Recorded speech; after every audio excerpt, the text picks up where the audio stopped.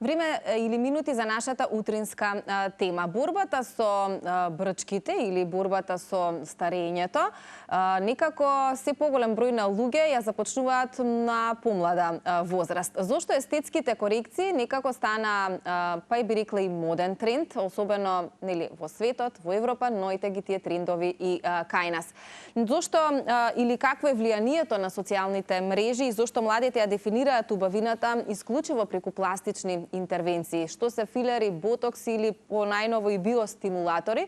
Денеска ќе зборуваме со доктор Роберт Стојовски, специјалист по пластична хирургија, кој што е нашиот гостин во утринската тема. Роберт, добро утро, добре ни дојдовте. Добро утро, благодарам на поканата. Факт е дека естетските или пластични корекции се во тренд, во подем и споменавме како во светски рамки, така и кај нас. Може ли едно интро или вовед за гледачите? По-пластично да објасниме што се филери, што се ботокси или што значи да се стави филер, да се стави ботокс или понајново ми споменавте и биостимулатори. Да, по последниве години најмногу се потребува хиалуронот или тоа е јаглен хидрат и ботокс од протеин. Различен механизам имаат на делување, значи хиалуронот сколемува, надополнува волумен кој што е изгубен, се прави најчесто во средната третина од лицето и долната третина од лицето. Тоа значи од очите надолу се прави. Со тек на годините никој не е имун на старењето, односно анатомски масните перничиња на лицето кои што ги имаме, па ја по гравитација надоле. Со помош на хиалуронот и додавање на волумен испод мускулатурата на самата коска, овозможуваме тие да се подигнат и да се вратат назад, како што биле пред неколку години. Се разбира доколку тоа е умерено и доколку е направено од некој што разбира анатомија и што е посветен на таа работа, не преку ноќ, што мисли дека све може да направи. За разлика од хиалуронот, ботоксот делува на мимиката, на мускулатурата. Во превод најчесто се употребува и FDA апрув. Тоа значи во Америка е само горна третина од лице. Тоа е глабела, бората помеѓу вегите, мимиката во форхед на челото и смайл околу. Да. Значи ботокс исклучиво таму во тие делови треба да се става и пожелно е? Пожелно е во тие делови затоа што најмал број на компликации има во тие делови. Инаку може да се става и надолу во лицето, но проблемот е потешко да се стигне до правилниот слој и правилниот мускул во другите делови од лицето и со тоа има поголем број на компликации. Тоа го кажувам затоа што во горниот дел, во челото знаеме дека има еден мускул, форхед, тој двоглав мускул, тој се боцка со цел да не се прават овие бори, мимики. Трае пократко од хиалуронот, трае 3 до 6 месеца. Во овој период ги немаме борите. Значи, во период од 3 до 6 месеца ние сме го стопирале старењето. Кожата е посјајна. Кога ќе заврши дејството, повторно се јавуваат тие бори. Доколку се третира да се континуитет да има на секој 6 месеци. Тоа значи тоа треба да се дојде пред да истече дејството? Не, тоа е така прават во Америка. Јас кај мене практикувам 5 до 6 месеци од прилика. Сега тоа не значи дека не може да биде 8 или 9, но на тој начин мускулатурата ја стопираме да работи еднакво силно како претходно. Со тоа значи превенираме јавување на нови бори и истите бори кои што биле претходно се поблаги. Значи, ние го стопираме периодот само на старење кога е активен тој ботокс. Ние не може да ги вратиме годините 20-30 назад и тука да застанеме. Тоа е невозможно со ништо. И кога ќе се направи хируршка интервенција, пример фейслифт, и таа трае определен број години. Ние за 10 не е доживотно. Доживотно нема ништо. Ние за 10 години повторно по гравитација ќе падне мускулатура.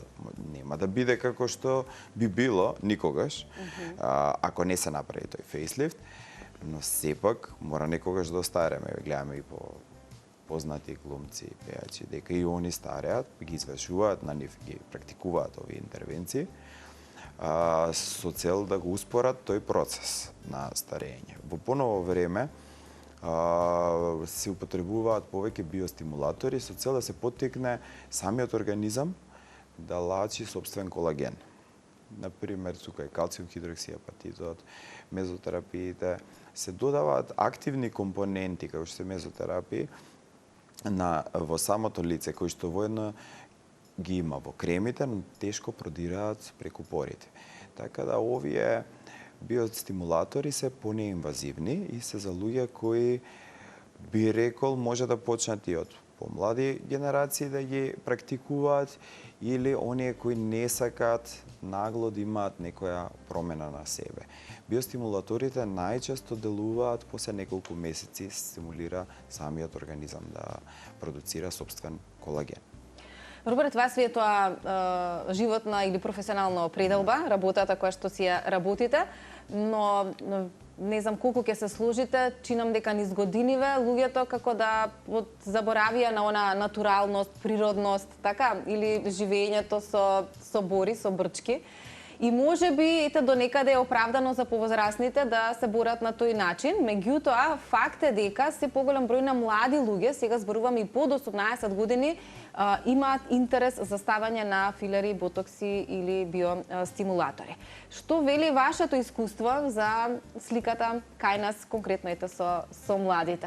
За секоја медицинска интервенција, ова спаѓа под медицински интервенции, иако се не хируршки, треба да има полни 18 години. Кај мене важи правилото дека мора да има подпис од родител, односно најчесто барам присуство на родител. Доколку родителот му дозволува на детето, јас може да кажам дали треба или не треба, по моје мислење, и доколку мислам дека не треба или дека е нешто што претеруваат децава, што сакаат да изгледаат поразлично од тоа што се, ако нема потреба да се направи, и ако мислам дека нема да изгледа поубаво, туку ќе изгледа понеубаво, нема да го направам јас. Може слободно на друго место. Во глобала избегнувам да ги боцкам нив, бидејќи мислам дека до некоја определена возраст треба да ја задржат она физиономија што имаат. Сега се разбира, ако има многу мала уста, па не може карминче да стави и се рашмрлива карминче, па... Тоа ако е проблемот? Ако е, да, некој е такво. Инаку кај деца, секако дека структурите на лицето, јаболкници, џолен, тие воопшто не треба да се допираат, бидејќи они не се стари за да паднат по гравитација. Све си е на место, све си природно, онака генетски како што треба на таа возраст. На таа возраст како што треба, да. Кај нив такви процедури не би правил никогаш. Но некогаш. доаѓаат лица помали од 18 години со вакви барања? Кај мене не, бидејќи веројатно знаат дека не ги правам, затоа што неколку пати сум повторил до сега дека не правам едноставно. Постојат ли законски ограничувања, Роберт? Треба ли да си има некакви документи? До 18 години секоја медицинска процедура мора да биде одобрена или со присуство на родител. Имаме закон за све тоа, што е во медицина, според. Така.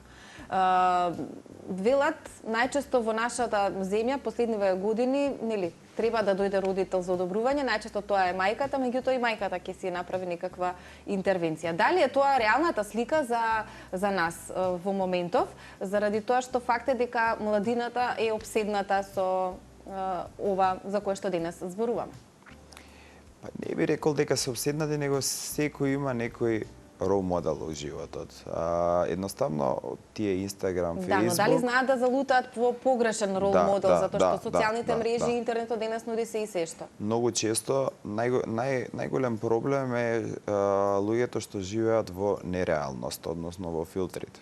Знаете, тоа стана секојдневие. Да, се сликаат со филтри, сликаат, не можеш да ги познаеш на Инстаграм и на улица. И сега они доаѓаат со побарување и побуда дека сакаат да изгледаат како што е направен тој филтер. Едноставно, тие AI, artificial intelligence прави нешто нереално да изгледа.